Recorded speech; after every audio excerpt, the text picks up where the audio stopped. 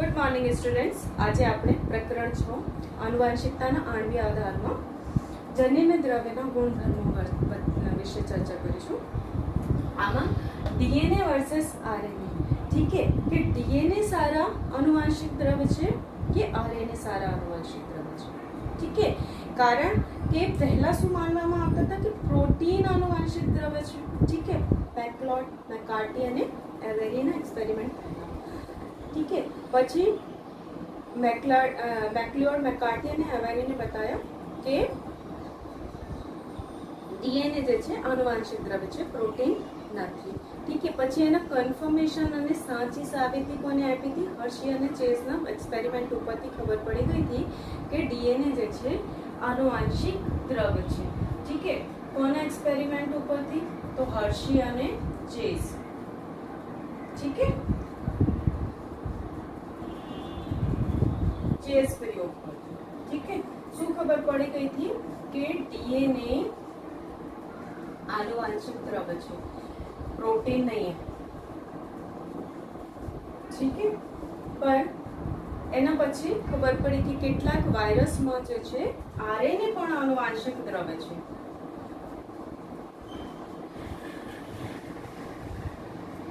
RNA આનુવંશિક દ્રવ્ય છે। આ કઈ વાયરસ છે? તો જો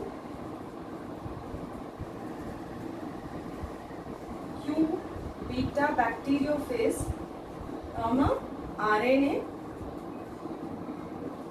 आनुवंशिक द्रव्य છે અને ટોબેકો મોઝેક વાયરસ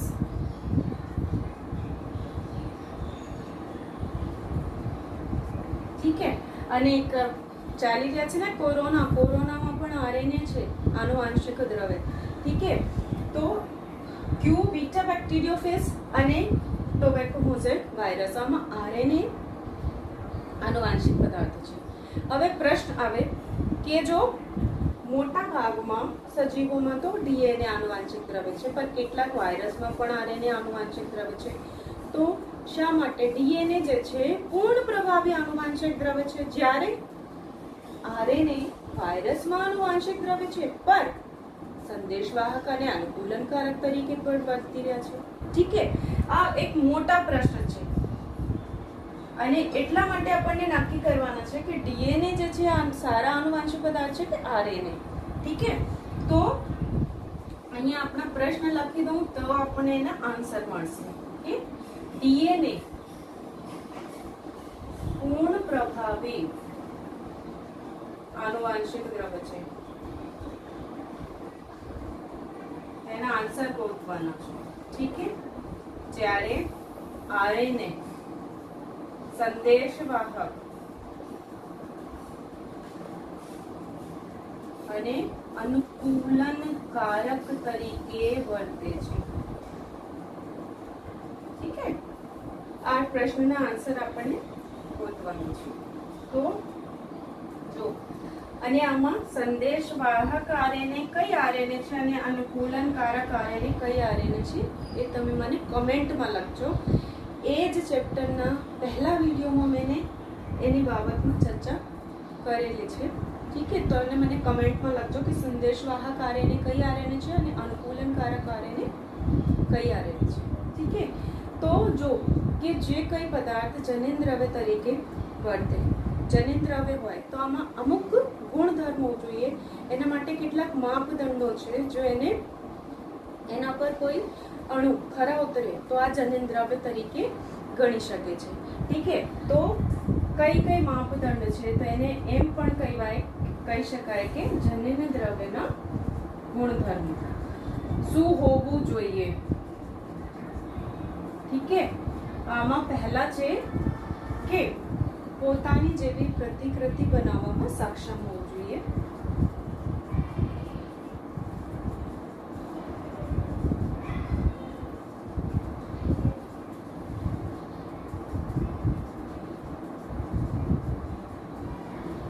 ઠીક है। બીજા એના ગુણધર્મ છે કે સ્થાયીપણું ધરાવતું હોવું જોઈએ। કોનામાં? તો કે રાસાયણિક રીતે અને રચનાત્મક રીતે સ્થાયી હોવું જોઈએ, ठीक है। અને ત્રીજા જે છે કે ઉદ્વિકાસ માટે, હવે એક એક કરીને એને આપણને ડિસ્કશન કરીશું કે ઉદ્વિકાસ માટે ધીમો ફેરફાર, આ વર્ડ બહુ મહત્વનો છે, ધીમો ફેરફારોની માટેની તક પૂરી પાડે તેવું હોવું જોઈએ કે આમાં ધીમી ફેરફાર થઈ શકે, ठीक है। તો નેક્સ્ટ જે છે કે મેન્ડેલિયન લક્ષણોના સ્વરૂપમાં, મેન્ડેલિયન લક્ષણોના રૂપમાં પોતાની જાતે અભિવ્યક્ત થઈ શકતું હોવું જોઈએ, मतलब કે જે જનીન દ્રવ્ય હોય આપણે એની અભિવ્યક્તિ થઈ શકે। કેવી રીતે? તો જો કે આપણને પढ़ाता ना મેન્ડેલિયન કેરેક્ટર કે જો સ્મોલ ટી હોય તો આ એના શું છે? જનીન પ્રકાર છે ને, જીનોટાઇપ, અને એના દ્વારા સ્વરૂપ પ્રકાર શું બનશે? તો પ્રકાંડની હાઈટ કેવી રહી જાય? નીચા। તો એ કહે કે મેન્ડેલિયન લક્ષણોના રૂપમાં પોતાની જાતને અભિવ્યક્ત થઈ શકતું હોવું જોઈએ। જો કેપિટલ ટી હોય કોઈ જનીન દ્રવ્યમાં, ठीक है, એવા જનીન કે જેને બંને એલેલ કેપિટલ ટી પ્રભાવી એમ, તો એના પ્રભાવ દેખાવો જોઈએ, ठीक है। તો આ કેટલી ઘણી બધી વાતો છે જે જનીન દ્રવ્યના ગુણધર્મ તરીકે આપણને કહી શકે કે આ માપદંડ છે, એની ઉપર કઈ અણુ ખરા ઉતરે છે, ડીએનએ કે આરએનએ, ठीक है। તો સૌથી પહેલા આમાં જે પોઈન્ટ છે ને કે પોતાની જેવી પ્રતિકૃતિ બનાવવામાં સક્ષમ હોવું જોઈએ, તો એ આપણે જોઈશું કે એના અર્થ શું છે। તો આપણને તો પता है કે ડીએનએ અને આરએનએ બંને શું છે? ન્યુક્લિક એસિડ છે, है ना। डीएनए અને आरएनए नाम ही है इनका, डीऑक्सी राइबोन्यूक्लिक एसिड અને राइबोन्यूक्लिक एसिड, ठीक है। બંને શું છે? ન્યુક્લિક એસિડ અને પોલીન્યુક્લિયોટાઇડ છે, ठीक है। અને આમાં એક ખાસ વાત वहां पर भी पढ़ चुके हैं કે આગળના લેક્ચરમાં આપણે ભણી ચૂક્યા છે ને કે બેઝ જોડાણ જે છે એના બહુ અજોડ લાક્ષણિકતા છે। એક શ્રૃંખલા ઉપર રહેલા નાઇટ્રોજન બેઝની જાણકારી હોય તો બીજી નવી શ્રૃંખલા બનાવી શકીએ છીએ। તો બંને શ્રૃંખલા એકબીજાની પૂરક છે, ठीक है। તો બેઝ જોડીના પૂરકતાના સિદ્ધાંતના આધારે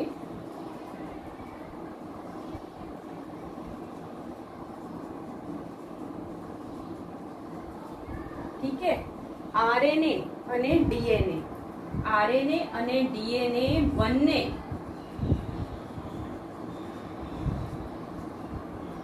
પ્રતિકૃતિ બનાવી શકે છે ને।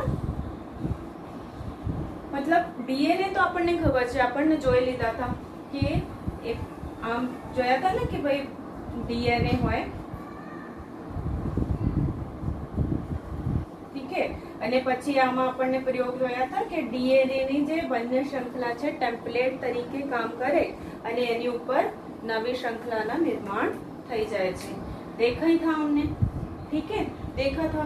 હવે आरएनए માં સમજો કે માનો आरएनए है तो આ आरएनए પણ અને आरएनए ઉપર રહેલા એક શ્રૃંખલા ઉપર રહેલા નાઇટ્રોજન બેઝની જાણકારી તો નવી શ્રૃંખલા બના सकते हैं, ठीक है। मतलब एडेनिनની સામે યુરેસિલ, ગ્વાનિનની સામે સાઇટોસિન, ठीक है। તો એવી રીતે એની નવી શ્રૃંખલા તૈયાર થઈ જાય। બેઝ જોડીના પૂરકતાના સિદ્ધાંત, બે શ્રૃંખલા એકબીજાની પૂરક છે, ठीक है। તો ડીએનએ અને બંને આપણી પ્રતિકૃતિ બનાવી શકે છે। તો આ વાત તો થઈ ગઈ કે પહેલા જે પોઈન્ટ છે કે આમાં ડીએનએ અને આરએનએ બંને प्रतिकृति बनावी सके, पर जो प्रोटीन हम बनाएंगे, ठीक है, पर प्रोटीन પ્રતિકૃતિ બનાવી શકતી નથી. ઠીક છે. કેમ? તો આપણને ખબર છે ને સેન્ટ્રલ ડોગમાં કે ડીએનએ થી પહેલા શું બનશે? આરએનએ, અને આરએનએ થી ભાષાંતરણની ક્રિયા દ્વારા બનશે પ્રોટીન. તો જે પ્રોટીન બની રહી છે આ કોની મુજબ બને છે? જે ડીએનએ ઉપર રહેલા સિક્વન્સ હોય એના પ્રમાણે પ્રોટીન બનશે. ઠીક છે. તો પ્રોટીન પોતે આપણી પ્રતિકૃતિ નથી બનાવી શકે. ઠીક છે. એટલે આ કિસ્સામાં ડીએનએ અને આરએનએ બંને ખરા ઉતરા છે આ માપદંડ ઉપર બનાવી શકે છે. એટલે તો અહીંયા જો કે અમુક વાયરસમાં આરએનએ પણ આનુવંશિક પદાર્થ છે. ઠીક છે. હવે જો કે બીજા પોઈન્ટ આયા. ઠીક છે. બીજા પોઈન્ટ શું છે કે સ્થાયીપણું ધરાવતા હોવું જોઈએ, સ્થાયી હોવું જોઈએ. કઈ રીતે? रासायनिक રીતે અને रचनात्मक રીતે. तो इसका मतलब क्या है? देखो હવે मैं બીજા પોઈન્ટ आपको समझा रही हूँ कि સ્થાયી હોવું જોઈએ. ઠીક है. જનીન દ્રવ્ય સ્થાયી હોવું જોઈએ. એના અર્થ શું છે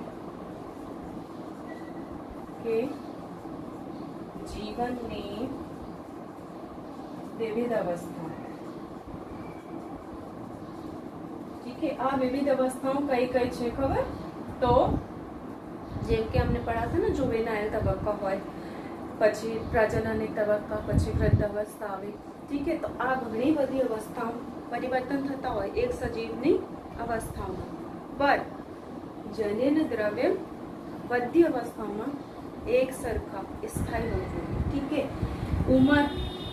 ઉંમરમાં પરિવર્તન હોય. ઠીક है. ઉંમરમાં પરિवर्तन હોય તો પણ જનીન દ્રવ્ય સ્થાયી હોना चाहिए. ઠીક है. અને જો શારીરિક ક્રિયાઓમાં, ઠીક है, સજીવની શારીરિક ક્રિયાઓમાં પરિવર્તન હોય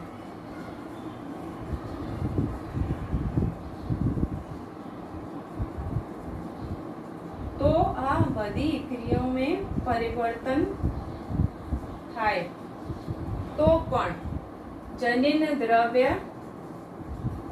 स्थायी होना चाहिए. आ एनी शर्त है. ठीक है. जो जनिन द्रव्य होगा ये स्थायी होना चाहिए जीवननी विविध अवस्थाओं, उमर, ठीक है, અને સજીવની શારીરિક ક્રિયાઓમાં પરિવર્તન હોય તો પણ. શરીરની શારીરિક ક્રિયાઓમાં પરિવર્તન એટલે માની લો કોઈને તાવ આવી જાય તો આ તાવ આવવાથી ટેમ્પરેચર શરીરના વધ્યા તો આ ટેમ્પરેચર વધવાથી जनिन द्रव्य ऊपर कोई फेरफार न हो जाए. ठीक है. ये स्थायी रहना चाहिए. अबे जो के एना एग्जाम्पल हम पढ़ाए ना, अभी आपको मैं ताव का एग्जाम्पल आएगा. ठीक है. ताव फीवर આવી ગયા હોય કોઈને તો જો ગ્રિફિથના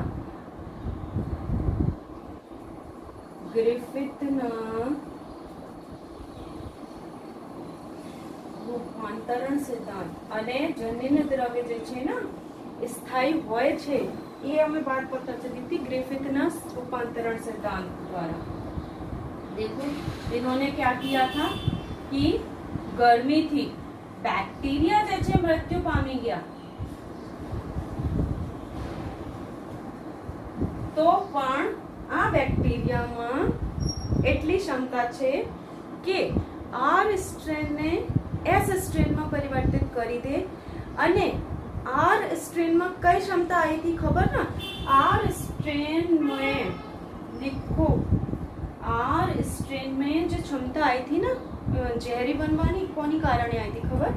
श्लेष्म आवरण बनावानी क्षमता आ गई. ठीक है. अब यहाँ पर एक वर्ड मैंने एक्स्ट्रा भी लिखा हुआ है कि गर्मी थी बैक्टीरिया मृत्यु पामी जाए छे. ठीक है. एना अर्थ शू छे कि संपूर्ण बैक्टीरिया मर गया, डीएनए प्रोटीन जे छे एना डीनेचर થઈ ગયા. पर આના જે જનીન દ્રવ્ય છે, ठीक है, બેક્ટેરિયાના જનીન દ્રવ્ય જે છે એ કેટલાક ગુણધર્મો એના સ્થાયી રહ્યા અને આ સ્થાયી ગુણધર્મના કારણે એ આર સ્ટ્રેન એસ સ્ટ્રેનમાં બદલાયા આ સ્ટ્રેનમાં ક્ષમતા વીક શ્લેષ્મ આવરણો બનાવી શકે, ઝેરી બની શકે છે. ઠીક છે. તો ગરમીથી બેક્ટેરિયા મૃત્યુ પામી જાય છે, તો પણ આનુવાંશિક દ્રવ્યના કેટલાક ગુણધર્મો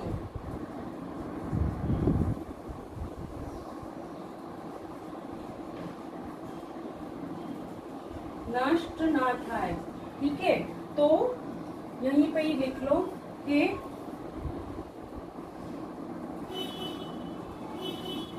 आनुवांशिक द्रव्यના સ્થાયીપણું જનનિક દ્રવ્યના एकमात्र गुणधर्म છે. ठीक है. लिखा है ना स्थायित्व हो જોઈએ आमा. ठीक है. अब देखो इतनी बात आपको समझ आ गई कि ગ્રિફિથના રૂપાંતરણ સિદ્ધાંતમાં ગરમીથી બેક્ટેરિયા મૃત્યુ પામી જાય છે, तो પણ કેટલાક आनुवांशिक द्रव्यના કેટલાક गुणधर्मों नष्ट ना થાય. ठीक है. इसलिए इन्होंने कहा है कि आनुवांशिक द्रव्यના સ્થાયીપણું જનનિક દ્રવ્યના एकमात्र गुणधर्म છે. मतलब स्थायी तो હોવું જ જોઈએ. ठीक है. अब देखो कैसे काम करता है कि ગરમીથી બેક્ટેરિયા જે છે મરી ગયા, તો પણ એના આનુવાંશિક દ્રવ્ય જે છે કેવી રીતે સ્થાયી બને. ठीक है. જો જ્યારે એને ગરમીથી હીટ કરતા હતા ને ગ્રિફિથ, તો એની અંદર જે ડીએનએ છે, દેખો આમ હોય ને ડીએનએ, સમજી. ठीक है. ગરમીથી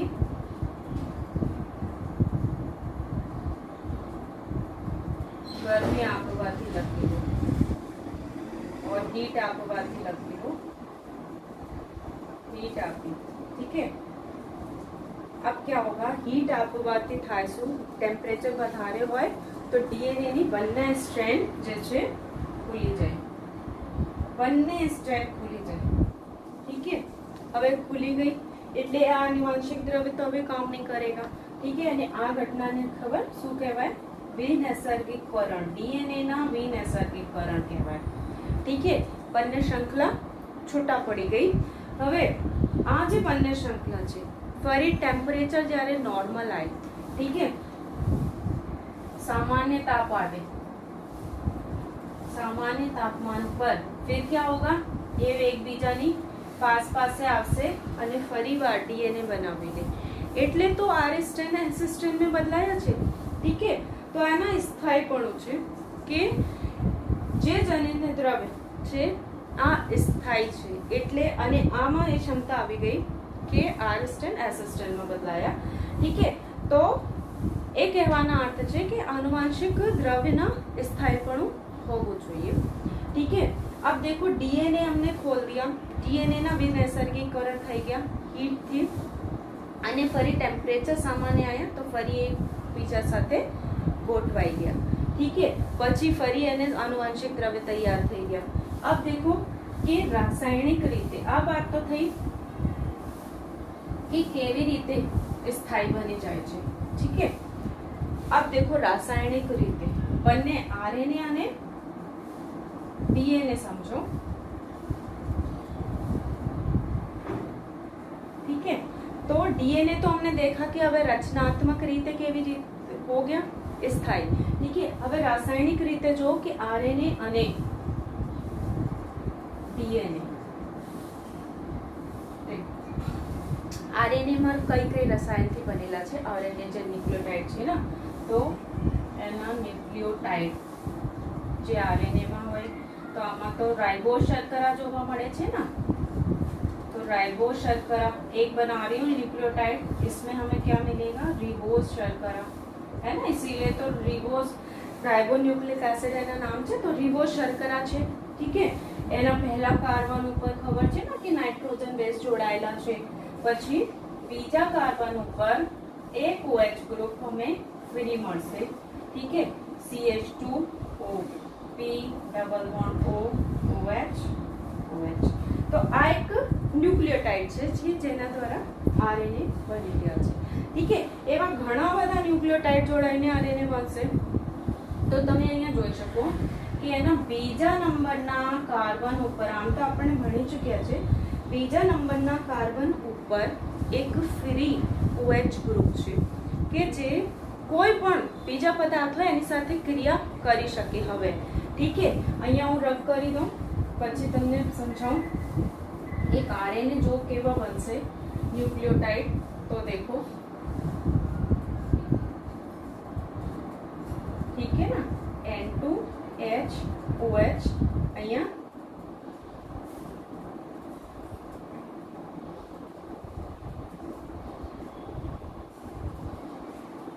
तो ही बना के दिखाऊंगी आपको. CH2 डायरेक्ट लगा दे रही हूँ यहाँ पर, ठीक है, तो आपको ज्यादा ख्याल आएगा. अपन को फॉस्फेट, आपने फॉस्फेट तो जोड़ना नहीं, ठीक है.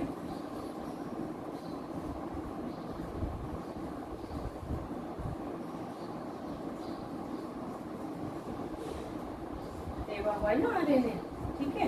પછી અહીંયા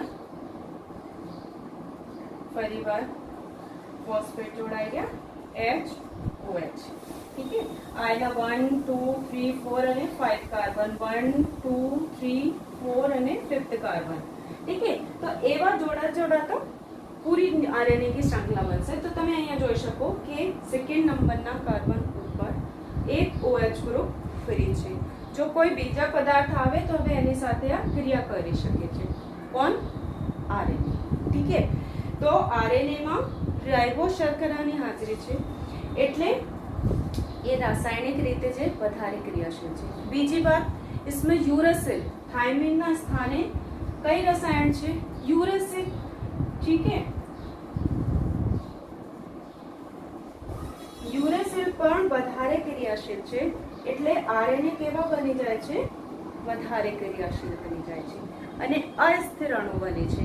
કે માન લો આ એવા છે, કોઈ બીજો પદાર્થ થાય એની સાથે જોડાઈ ગયા તો એ બદલાઈ જાય, ठीक है. તો અસ્થિર અણુ છે, ठीक है, રાસાયણિક દ્રષ્ટિએ. આપ देखो DNA માં કેમ વધારે સ્થાયિત્વ છે? કેમ વધારે? તો પહેલી વાત કે इसमें કઈ શર્કરા છે?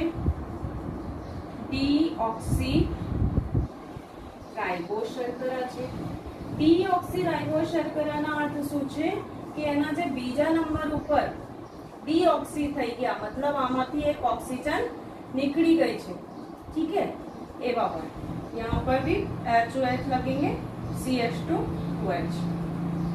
तो पहला बीजा त्रीजा चौथा પાંચમા, ठीक है. આમ સમજો તો અહીંયા તમે જોઈ શકો કે બીજા નંબરના કાર્બન ઉપર ડીઓક્સી રાઇબોસ શર્કરામાં બીજા નંબરના કાર્બન ઉપર આ એક ઓક્સિજન નીકળી ગઈ છે.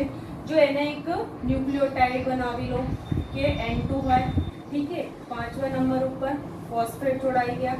હવે જો અહીંયા એક ફોસ્ફેટ, ठीक है.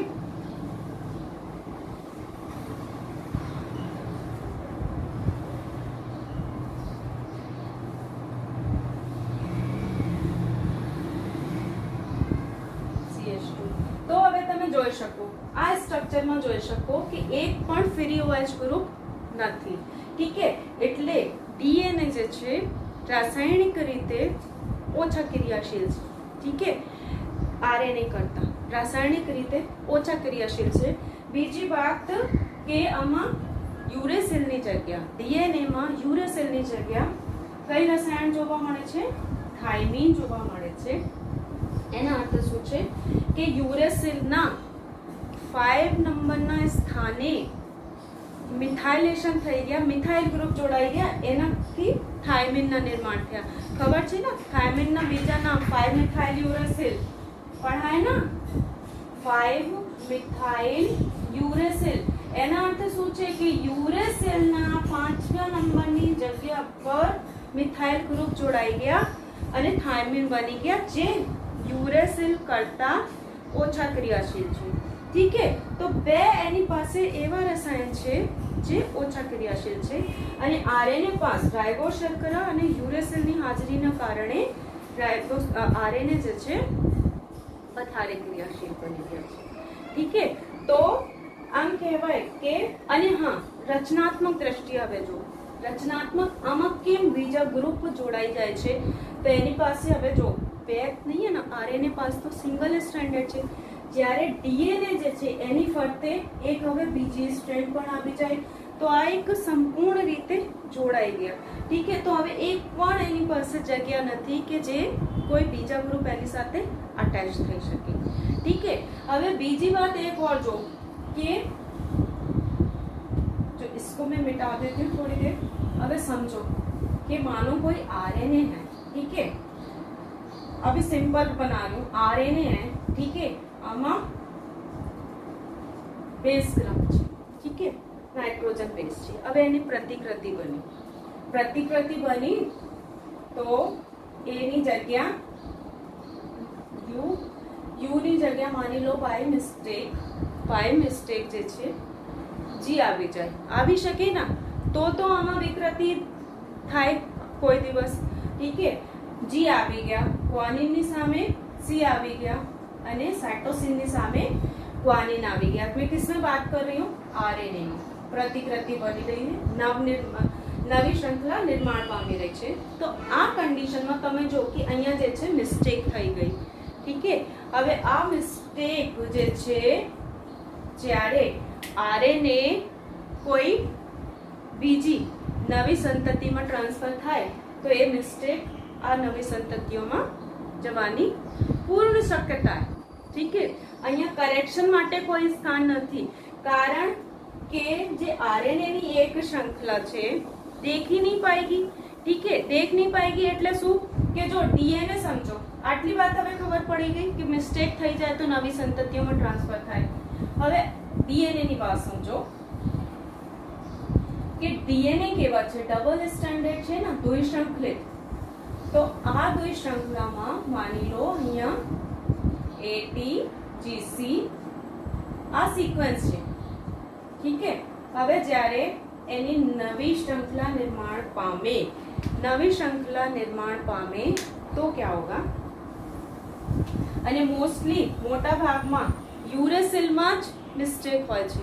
ઠીક है, तो यहाँ पर तो मिस है नहीं. ઠીક है, पर આમાં પણ શક્યતા હોય કે નવી શ્રૃંખલા નિર્માણ પામી અને અહીંયા માની લો બાય મિસ્ટેક જી આવી ગયા, કારણ કે ડીએનએ રેપ્લિકેશન, ડીએનએ ના દ્વિગુણન જે છે ને ખૂબ જ એકદમ ફાસ્ટ ક્રિયા है.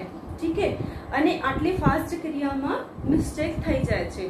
ઠીક है, તો અહીંયા માની લો અહીંયા પણ મિસ્ટેક થઈ ગઈ, બે પ્યુરિન आ गया.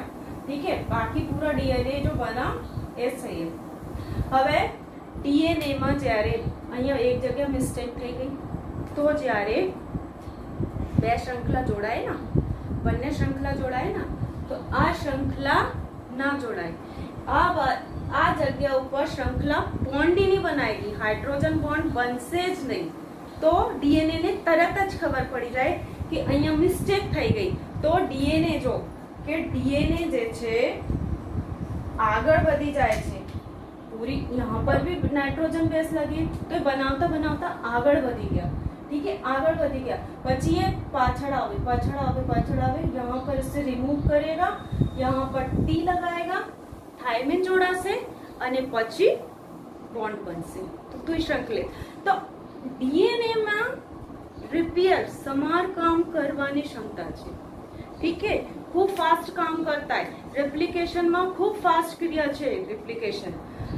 तो तुरंत पाछड़ आवे, cut cut cut cut cut cut काटी दे छे. ठीक है, પછી એની જગ્યા સાચા નાઇટ્રોજન બેઝ લગાય, પછી તો શ્રૃંખલામાં બોન્ડ બનશે, બંધ બનશે. ठीक है, તો આને કહેવાય રિપેર. શું કહેવાય? રિપેર, સમારકામ.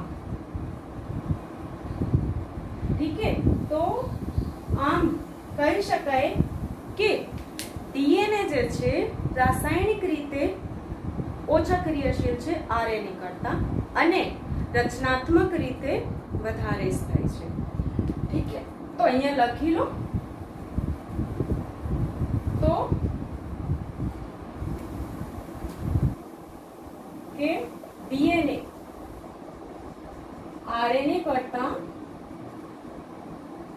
ઓછા ક્રિયાશીલ છે, રાસાયણિક રીતે ઓછા ક્રિયાશીલ છે. એના અર્થ ખબર પડી ગઈ ને કે આમાં ડીઓક્સીરાઇબોઝ શર્કરા મિલે છે, જેના કારણે આ ઓછા ક્રિયાશીલ બની ગયા, જબकि આરએનએ માં સેકન્ડ નંબરના કાર્બન ઉપર OH ગ્રુપના કારણે આરએનએ વધારે ક્રિયાશીલ છે. ઠીક છે, તો રાસાયણિક રીતે ઓછા ક્રિયાશીલ છે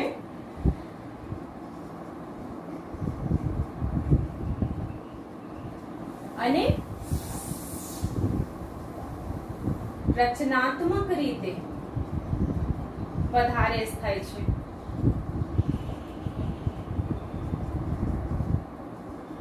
ઠીક है, તો देखो બીજા નંબરના જે પોઈન્ટ છે, બીજા નંબરના માપદંડ છે, આમાં ડીએનએ વધારે સ્થાયી છે. ઠીક है, તો ડીએનએ ના એમ કહી શકાય કે ડીએનએ વધારે સારા છે જનીન દ્રવ્ય તરીકે આરએનએ કરતા. ઠીક है, ચાલો હવે ત્રીજા પોઈન્ટ જો. ત્રીજા પોઈન્ટ શું કહે છે કે ઉત્વિકાસ માટે ધીમો ફેરફાર. હવે ડીએનએ અને આરએનએ બંનેમાં વિકૃતિ આવી શકે. હવે ये कोई जरूरी नहीं है कि भाई डीएनए खूब फास्ट प्रक्रिया છે, ખૂબ જ એક્યુરેટ પ્રક્રિયા છે, મતલબ સાચી જ બનાય છે, પણ કેટલાક કિસ્સામાં મિસ્ટેક થઈ જાય છે, જેના કારણે વિકૃતિ આવી જાય. ઠીક છે, તો ત્રીજા નંબરના પોઈન્ટમાં જો કે ડીએનએ અને આરએનએ બંનેમાં વિકૃતિ આવી શકે, બંને વિકૃતિ પામી શકે. પર હવે આપણને જોયા કે આરએનએ જે છે વધારે ક્રિયાશીલ હોવાથી આમાં ઝડપી વિકૃતિ આવે, મતલબ એક જનરેશનમાં ઘણી બધી વિકૃતિ આવી જાય. જોજો હવે કોરોના ચાલી રહ્યા છે ને, તો તમને સુના હોગા કે વૈજ્ઞાનિકો કહે છે કોરોના દરરોજ આપણા રૂપ બદલી રહ્યા છે. આ રૂપ બદલી રહ્યા છે એટલે શું કે જનીન દ્રવ્યના મ્યુટેશન થઈ રહ્યા છે આમાં. ઠીક है, તો જે ચાઇનાથી ચલાતા કોરોના હવે એના સ્વરૂપ બદલાઈ ગયા, આમાં વિકૃતિ આવતા આવતા કોરોના બીજા બની ગયા છે. ઠીક है, તો અહીંયા આપણને જોયા કે ડીએનએ અને કેટલા મહિના છે, હવે કરીબ 8-9 મહિને में એમાં વિકૃતિ આવી, અને વિકૃતિ પણ કેવી, તો ઘણી બધી વિકૃતિ જે ઓરિજિનલ का इससे कई ज्यादा. ઠીક है, તો આરએનએ માં વિકૃતિ જે છે ઝડપી થાય છે, જ્યારે આપણને ઉદ્વિકાસ માટે ધીમી વિકૃતિ છે જોઈએ.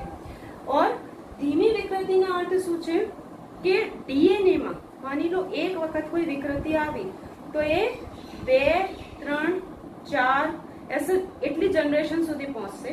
ઠીક है, પછી થોડાક ચેન્જ થાય, પછી બીજામાં જશે.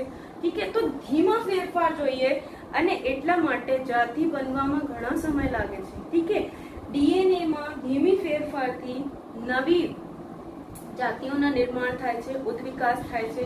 ठीक है, इसीलिए तो आज हम बने સૌથી વિકસિત મનુષ્ય બનાય ના કે ધીમે ધીમે વિકૃતિ આવી ગઈ, કોઈ ડીએનએ માં એવી વિકૃતિ આવી જે સજીવ માટે વધારે લાભદાયક છે, તો આ સજીવ વધારે જીવી ગયા. ठीक है, તો નવી જાતિ બની ગઈ. એવી રીતે તો ડીએનએ અને આરએનએ બંને વિકૃતિ પામે, પર આરએનએ માં અભી हमने देखा ना કે આરએનએ કેવા છે વધારે ક્રિયાશીલ હોવાથી. ઠીક है, વિકૃતિ કેવી છે ઝડપી, વિકૃતિ ખૂબ જ ઝડપી છે, જ્યારે ડીએનએ ઓછા ક્રિયાશીલ છે એટલે વિકૃતિ જે છે વિકૃતિ થવાની દર ધીમી છે. ઠીક है, અને આરએનએ જે છે કેવા છે અસ્થાયી છે. ઠીક है, તો અસ્થાયી છે, વધારે ક્રિયાશીલ છે એટલે વિકૃતિ ઝડપી બની જાય. ઠીક है, इसीलिए અહીંયા લખ્યા છે કે કેટલાક વાયરસમાં આરએનએ જે છે જનન દ્રવ્ય છે, તો આરએનએ ધરાવતા જે વાયરસ છે આ કેવા છે તો ટૂંક જીવન અવધિ ધરાવતા અને ઝડપી વિકાસ પામતા. મતલબ આજે એક વાયરસ કોઈએ 3 મહિના પશ્ચાત બીજા કોઈ નવા વાયરસ, આમાંથી કોઈ નવા વાયરસ બની ગયા હોય. ઠીક है, તો ઝડપી વિકાસ પામી જાય છે. ઠીક है, તો આરએનએ ધરાવતા જે વાયરસ છે, આરએનએ जनिन द्रव्य धरावता जो वायरस है कैसे होंगे ટૂંક જીવન અવધિ,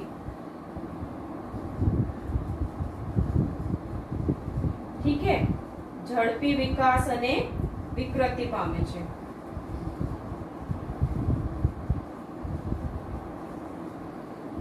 ઠીક है, તો કહેવાનો અર્થ કે ડીએનએ માં ધીમો ફેરફાર થાય છે, જ્યારે આરએનએ માં ઝડપી વિકૃતિ આવી જાય એ જનીન દ્રવ્યના લક્ષણ નથી। ઠીક है, તો ડીએનએ હવે 2 પોઈન્ટ ઉપર આરએનએ કરતા વધારે સારા જનીન દ્રવ્ય થઈ ગયા। ઠીક है, એક તો સ્થાયિત્વની બાબતમાં, બીજા ઉદ્વિકાસ માટે ધીમો ફેરફાર। હવે ડીએનએ માં આટલી વધારે કેમ વિકૃતિ નથી આવી શકતી, તો આપણને જોઈ લીધા કે ડીએનએ ની સંરચના કેવી છે અને ડીએનએ માં કઈ પ્રકારના રસાયણો છે। ઠીક है, તો 2 પોઈન્ટ ઉપર, 2 માપદંડો ઉપર ડીએનએ વધારે સારા છે આરએનએ કરતા। ઠીક है, लास्ट जो है कि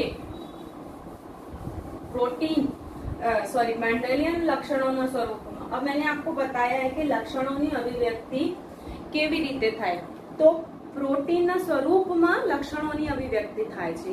तो आमा आरएनए जे छे नंबर 4 पॉइंट, आरएनए जे छे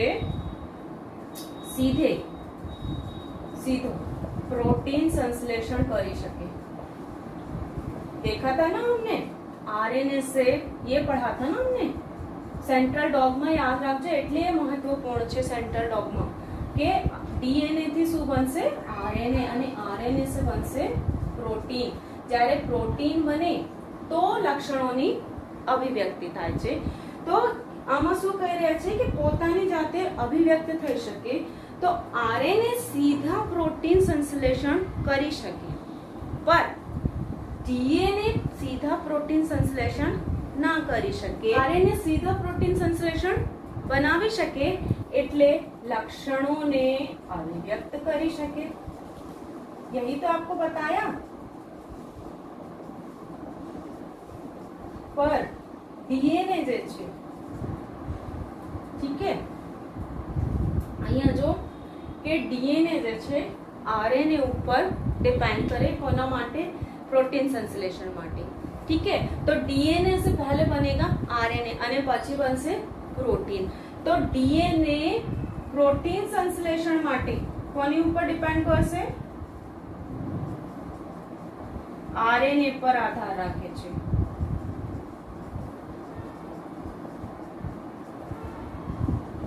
ठीक है, પછી આપણે એક્સપ્રેશન દે, તો आरएनए सीधा प्रोटीन संश्लेषण कर सकता है, જ્યારે डीएनए आरएनए ना मार्फते प्रोटीन संश्लेषण કરી શકે છે। ઠીક है, એટલે કહેવાનો અર્થ કે જે પ્રોટીન સંશ્લેષણના નિર્માણની ક્રિયા હોય એ આરએનએ ની ફરતે હોય। ઠીક है, પ્રોટીન સંશ્લેષણની અને પ્રોટીન સંશ્લેષણ માની લો કે લક્ષણોની અભિવ્યક્તિ પ્રોટીન સંશ્લેષણની બધી જ प्रक्रिया आरएनए अंतर्गत विकसित थाय छे। ठीक है, तो आरएनए जरूरी है, कोई भी सजीव में आरएनए पण जरूरी है, क्योंकि प्रोटीन संश्लेषण की क्रिया माटे आरएनए જોઈએ। ठीक है, तो मेंडेलियन लक्षणों रूप में પોતાની જાતે અભિવ્યક્ત થઈ શકતું હોવું જોઈએ। આમાં आरएनए डीएनए करता बेहतर है। ठीक है, तो आरएनए હવે આટલી બધી ચર્ચા થઈ ગઈ, તો ખબર પડે છે કે ઇમ્પોર્ટન્ટ સ્ટેટમેન્ટ કે આરએનએ અને डीएनए। ठीक है, અહીંયા જોઈ શકો તમે કે પહેલા પોઈન્ટ તો आरएनए જે છે બનાવી શકે છે ને। ठीक है, બીજા પોઈન્ટમાં डीएनए બેહતર છે, પર आरएनए એવું नहीं कही शकाय कि आरएनए જે છે नहीं कर सकता, जनिन द्रव्य बन ही नहीं सकता, ऐसा नहीं कह सकते। ठीक है, उद्विकास માટે ધીમો ફેરફાર નથી થતી, पर ફેરફાર તો થાય છે ને, જે ઉદ્વિકાસ માટે જરૂરી છે હોવું જોઈએ ધીમે, જાતિ વિકાસ માટે, ઉદ્વિકાસ માટે, पर आरएनए માં થોડી ઝડપી થાય છે। તો और मेंडेलियन લક્ષણોની અભિવ્યક્તિ તો આરએનએ કરી રહ્યા है એટલે આરએનએ અને ડીએનએ બંને जनित द्रव्य और आनुवांशिक द्रव्य बन सकते हैं। ठीक है, ठीक है, आनुवांशिक द्रव्य बन सके परंतु डीएनए વધારે સ્થાયિત્વ છે ને, डीएनए વધારે સ્થાયી છે। तो आ बात इम्पोर्टન્ટ है। अब लिखो કે જનનિક માહિતીના સંગ્રહ માટે डीएनए बेहतर છે। ठीक है,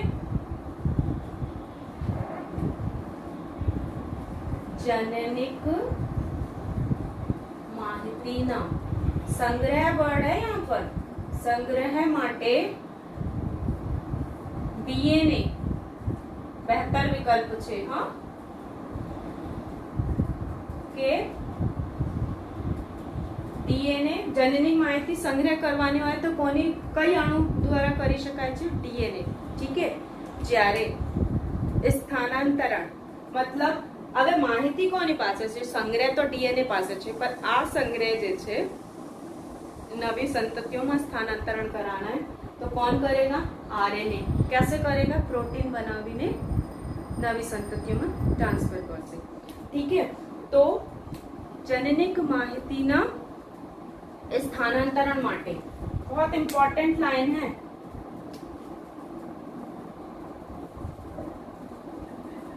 जनिक माहितीना स्थानांतरण અહીંયા વર્ડ સંગ્રહ અને સ્થાનાંતરણ કે જનનિક માહિતીના સ્થાનાંતરણ કઈ અણુમાં હોય? ડીએનએ માં। ઓ સોરી, સંગ્રહ કઈ અણુમાં હોય? ડીએનએ માં। સ્થાનાંતરણ કઈ અણુ દ્વારા થાય છે? તો આરએનએ દ્વારા। ठीक है, स्थानांतरण माटे आरएनए बेहतर विकल्प છે।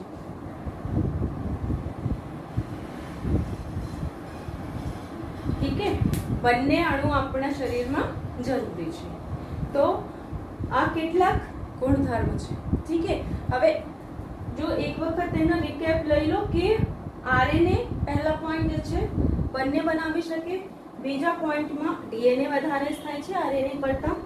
ઉદ્વિકાસ માટે डीएनए વધારે સારા છે કારણ કે આમાં ધીમા ફેરફાર થાય છે જ્યારે आरएनए માં ઝડપી વિકૃતિ થાય છે। ठीक है, और મેન્ડેલિયન લક્ષણોમાં आरएनए જે છે પ્રોટીન બનાવી શકે સીધે સીધે, જ્યારે डीएनए પ્રોટીન સંશ્લેષણ માટે आरएनए ઉપર ડિપેન્ડ કરશે। એટલે અહીંયા કહેવાય કે બંને આનુવંશિક દ્રવ્ય તરીકે વર્તી શકે છે, પર डीएनए વધારે સ્થાયી હોવાથી જનનિક માહિતીના સંગ્રહ માટે બહેતર વિકલ્પ છે, જ્યારે જનનિક માહિતીના સ્થાનાંતરણ માટે આરએનએ બેહતર વિકલ્પ છે। ठीक है, હવે આરએનએ જે છે ને વધારે ક્રિયાશીલ છે। ठीक है, હવે હું અહીંયા રદ કરી દઉં કે આરએનએ જે છે વધારે ક્રિયાશીલ હોવાથી શું થાય? તો એના ઉપરથી એક પરિકલ્પના આવી, આરએનએ વર્લ્ડ નામ છે। આ પરિકલ્પના છે, હાઇપોથેસિસ है आरएनए वर्ल्ड। ठीक है, परिकल्पना છે आरएनए वर्ल्ड। ક્યાંથી આવી ખબર? જે આપણને હવે ડિસ્કશન કર્યા ને પહેલાના એના ઉપરથી હાઇપોથેસિસ કે હવે વૈજ્ઞાનિકો જે છે કેટલીક વાતો ગોતતા હોય, કેટલી વાત શોધ કરતા હોય। તો પહેલા તો આમાં વિવાદ હતા કે પ્રોટીન છે કે ડીએનએ છે આનુવંશિક દ્રવ્ય, પછી નક્કી થઈ ગયા કે ડીએનએ છે, પછી ડીએનએ અને આરએનએ પણ છે તો કે આરએનએ અને ડીએનએ માંથી કોણ સારા છે?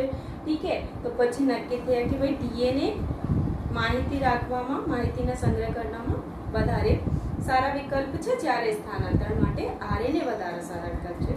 હવે વૈજ્ઞાનિકો શું શોધે કે પ્રથમ આનુવંશિક દ્રવ્ય કઈ હતા? ठीक है, એના ઉપરથી આ પરિકલ્પના આવી, આરએનએ વર્લ્ડની હાઇપોથેસિસ આવી। ठीक है, તો એવું માનવામાં આવે કેટલાક પુરાવા દ્વારા કે આરએનએ प्रथम आनुवंशिक द्रव्य।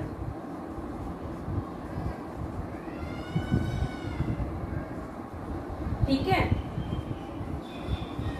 आनुवंशिक द्रव्य प्रथम आनुवंशिक द्रव्य आरएनए हशे અને આમાં ફેરફારોથી, કારણ કે આ વધારે ક્રિયાશીલ છે ને, આમાં ઝડપી ફેરફાર થઈ જાય છે તો ફેરફારથી ડીએનએ ના ઉદ્ભવ થયા હોય. હવે કેમ એને કીધું કે આરએનએ પ્રથમ આનુવાંશિક દ્રવ્ય છે તો આરએનએ જે છે કેટલાક ક્રિયાઓમાં ભાગ લે. અહીંયા જો કે આરએનએ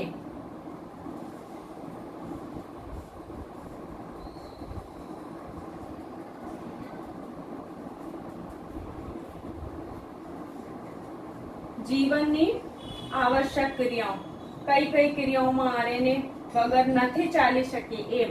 ઠીક હે, તો ચયાપચય પહેલા લખી લો પછી ચર્ચા કરીશું. ઠીક હે, હવે જોયા છે ને આપણને ભાષાંતરણની ક્રિયા દ્વારા પ્રોટીન બને છે તો સીધે સીધે પ્રોટીન બનાવી શકે છે આરએનએ. ઠીક હે, અને જોડાણ કરતા સ્પ્લાઇસિંગમાં વર્ડ સ્પ્લાઇસિંગ ઇમ્પોર્ટન્ટ છે. ઠીક હે, હવે જો ચયાપચયમાં શું થાય તો બ્રેકડાઉન થાય ને ચય અને અપચયની ક્રિયા કે કોઈ પદાર્થ બનાવવાના હોય કે કોઈ પદાર્થને તોડવાના હોય તો चयापचय एना माटे શું જોઈએ एंजाइम पढ़ा था ना हमने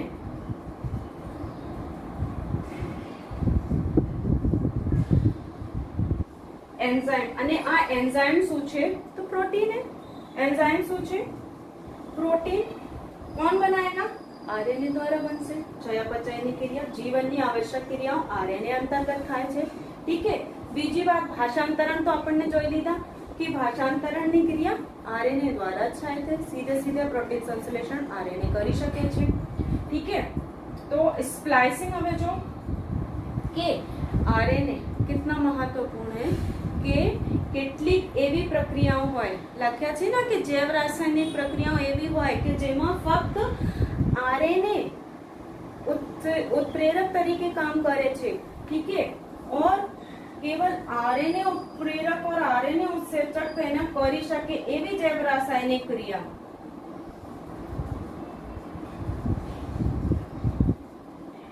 नाम मैंने आपको पहले भी लिखा दिया था एवी रासायनिक प्रक्रिया के जेमा फक्त आरएनए उत्सेचक काम કરી શકે आरएनए उत्प्रेरक तरीके काम કરી શકે કોઈ પ્રોટીન એન્ઝાઇમ નહીં ठीक है तो આના નામ છે રિબોઝાઇમ અને ક્રિયાના નામ है સ્પ્લાઇસિંગ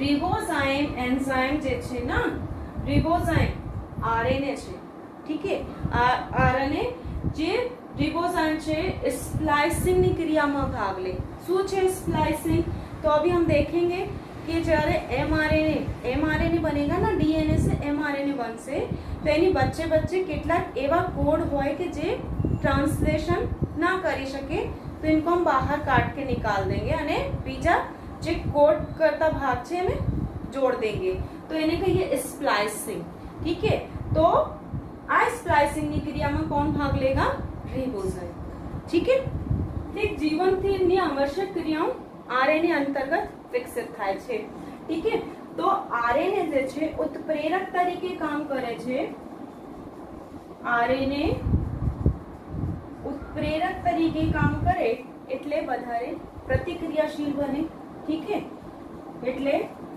प्रतिक्रियाशील बने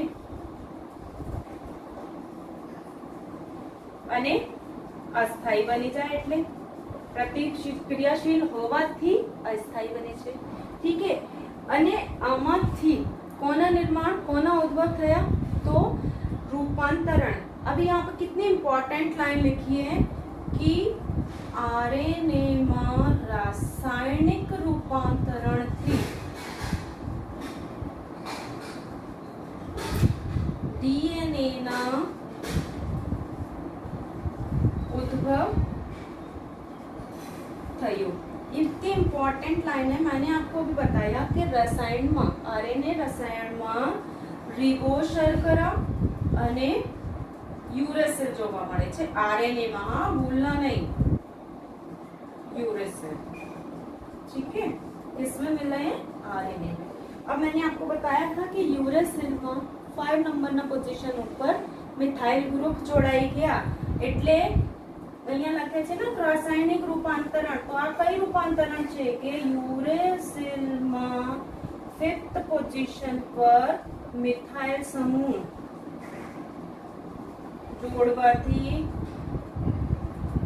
जोड़ावाथी क्या बन गया 5 मिथाइल यूरेसिल मतलब कि थायमिन। ठीक है, અને થાઇમિન જે છે યુરેસિલ કરતા ઓછા ક્રિયાશીલ છે। તો એ જ લખ્યા છે કે આરએનએ માં રાસાયણિક રૂપાંતરણથી ડીએનએ ઉદ્ભવ થયું। ठीक है, तो આ તમને बताया કે કઈ પ્રકારના રાસાયણિક રૂપાંતરણ થયું। ठीक है, અને આ જે આરએનએ અણુ છે કેમ વધારે થાય છે તો જો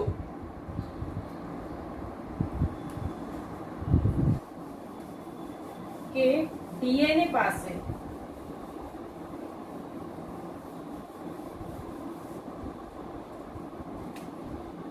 ડીએનએ કેવી સંરચના છે તો બેવડા કુંતલમય સંરચના છે। ठीक है, બીજી વાત પૂરક કુંતલ ને પૂરક કુંતલ છે એટલે એકબીજા સાથે જોડાયની એક નાઇટ્રોજન બેઝ ની સામે બીજા સ્પેસિફિક નાઇટ્રોજન બેઝ જોડાના છે પૂરક કુંતલ છે। ठीक है, એના કારણે ડીએનએ વધારે થાય છે। अब देखो કે આમાં એક બીજા નયા વિકાસ થઈ ગયા છે ને કે સમારકામ પ્રક્રિયાઓના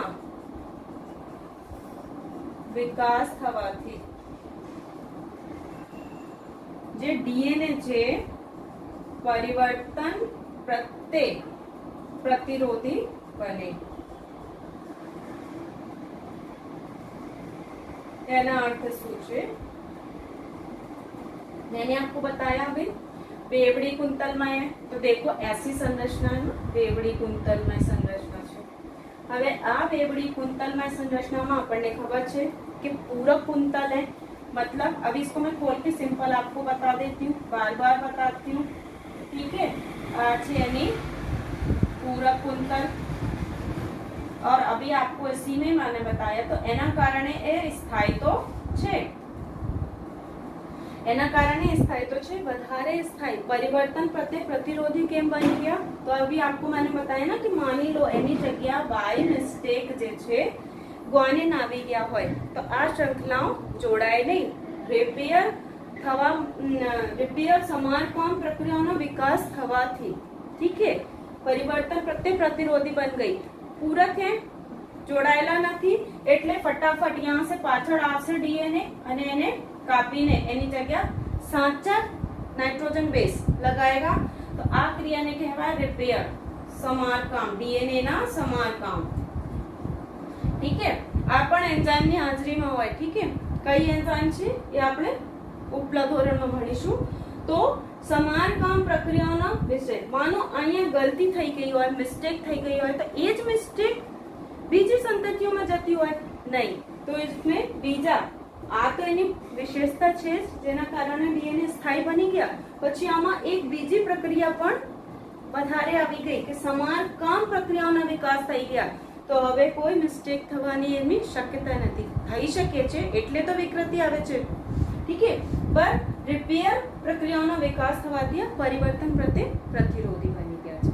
ठीक है, तो ये भूलना मत के प्रथम आनुवांशिक द्रव्य શું છે आरएनए कारण के કેટલી ઘણી બધી પ્રક્રિયાઓ છે જીવન से रिलेटेड કે જે आरएनए સિવાય બીજા કોઈ ના કરી શકે છે। ठीक है, पर स्थायी आरएनए में से डीएनए बना रूपांतरण रासायनिक रूपांतरण थी डीएनए उद्भव्य जो વધારે સ્થાયી છે કેમ સ્થાયી છે તો ये बता दिया आपको। ठीक है, હવે नेक्स्ट जो टॉपिक છે डीएनए रेप्लिकेशन।